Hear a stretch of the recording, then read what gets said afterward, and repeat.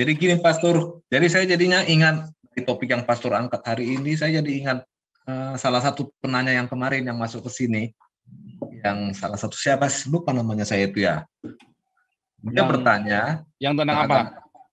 Yang dia bertanya begini, apakah di zaman penjajahan Belanda dulu kebebasan beragama itu lebih baik daripada sekarang gitu ya? Apakah ada pembakaran gereja? Ya, benar, kemarin itu ya. Apakah ada orang dipenggal gara-gara beribadah agama lain gitu kan? Ya. Kemarin ada yang bertanya seperti itu Pak. Ya. Saya kira itu, saya tahu itu orang dari luar negeri juga, dari Australia Pak. Gitu. Nah, dia bertanya seperti itu. Jadi saya sempat agak terhenyak juga kemarin dengan pertanyaan itu.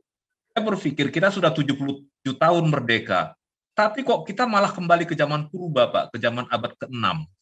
Ya. Di mana orang yang berbeda keyakinan dipersekusi dan tidak diperbolehkan beribadah dengan alasan apapun gitu ya, yang menurut versinya dia gitu kan.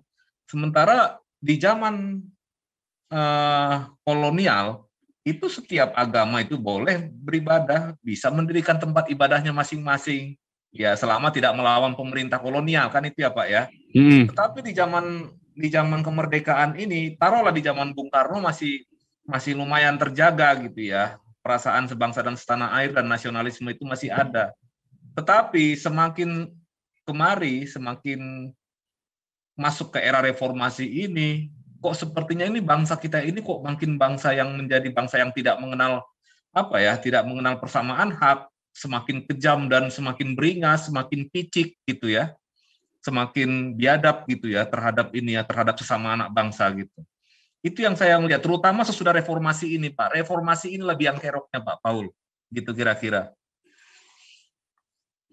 Jadi intoleransi itu naiknya sesudah era reformasi ini Pak Paul. Ya. Ya gara-gara Amin Rais itu mau bikin masyarakat madani kan, masyarakat madaniah. Ya sebenarnya reformasi itu kalau saya melihat petanya sekarang itu sama dengan Arab Spring yang terjadi di Timur Tengah beberapa tahun yang lalu. Cuman di sana mungkin berbeda ya. Kalau di sini mungkin dia perlahan kelihatan dampaknya dan jauh lebih sulit untuk ini ya untuk menimbulkan gejolak ya, karena kan seperti yang kata Pak Jenderal, kalau di Indonesia kan ada banyak suku, ada banyak pulau, ada banyak daerah gitu ya. Ya, orang nggak sadar pada waktu itu, pada waktu reformasi itu, bahwa kita ini akan menuju suatu era, di mana era kegelapan justru menurut saya Pak Betul. Era di mana sama anak bangsa akan berbenturan satu sama lain. Atas dasar agama salah satunya, contohnya gitu Pak. Nah, tapi banyak orang terkagum-kagum dengan nama yang Paul sebut tadi, dikira dia itu pahlawan. Tidak, justru dialah yang membawa khilafah itu. Kira-kira begitu Pak Paul.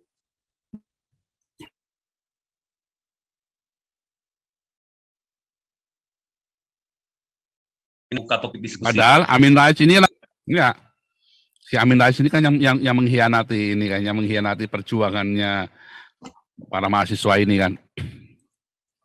Nah itu loh, ini kisahnya Amin Rais ini kan memframing ya kan, memframing Indonesia kan. Dia termasuk orang yang sukses memframing Indonesia masuk dalam kebodohan kan. Iya, saya lihat beberapa konsepnya itu mulai dari era itu adalah misalkan negara federalisme. Negara federal itu memang tidak dikatakan negara federal sekarang, tapi dikatakan bahwa itu adalah otonomi daerah. Tapi itu yang membuat Indonesia itu menjadi khilafah Pak Paul. Nah, ini yang harus diwaspadai. Memang sengaja. Jadi waktu itu memang itu bahaya sekali. Dulu waktu zamannya tahun 98 reformasi itu, saya salah satu yang bilang, wah ini nggak benar. Karena saya kan ikutin jejaknya Amin Rais kan dari tahun 9, waktu saya mulai melek politik ya, 95.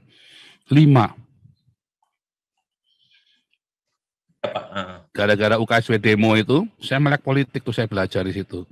Terus saya ngelihat si Amin Rais ini, wah ini bangsat nih Amin Rais ini. Begitu reformasi Amin Rais gini, wah ada. Nyata yang saya ngomong, waktu itu saya ngomong sama teman-teman, enggak bakal bener. Enggak bakal bener. Jadi buah reformasi ini dari sisi moderasi beragama, kelihatannya ini bangsa kita ini sebagian ya, kalau yang minoritas mungkin mah biasa-biasa saja.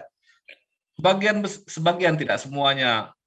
Tapi makin besar ya Pak Paul yang saya lihat. Makin intoleran, makin radikal, dan makin mengarah kepada terorisme gitu. Nah, ini artinya kita lihat beberapa kasus seperti yang di Poso, yang di Ambon gitu ya. Jadi ini semua sesudah reformasi kalau menurut saya. Jadi kenapa bisa seperti ini gitu? Kenapa justru akibat yang kemarin bertanya itu, justru kenapa lebih tenang suasana moderasi beragama itu di era kolonial gitu? Padahal itu katanya penjajah gitu, kok malah justru di era penjajahan Indonesia jauh lebih baik dalam soal moderasi beragama gitu Pak Paul. Ya, aneh ya. Aneh gitu, anomali menurut saya Pak Paul.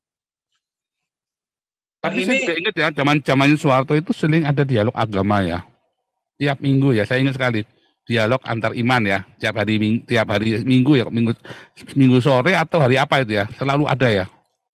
Ada di TV, ada kadang-kadang disiarkan langsung pada waktu itu Pak Paul gitu ya. Memang selalu ada upaya ke sana gitu.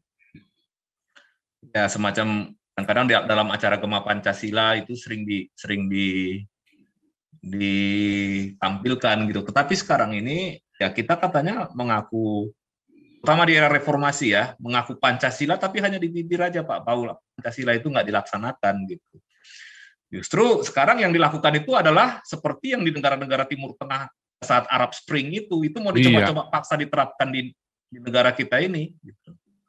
Ya saya kalau melihat seperti ini sih tinggal tunggu waktu aja, semua daerah akan melepaskan diri Pak, akan memerdekakan diri.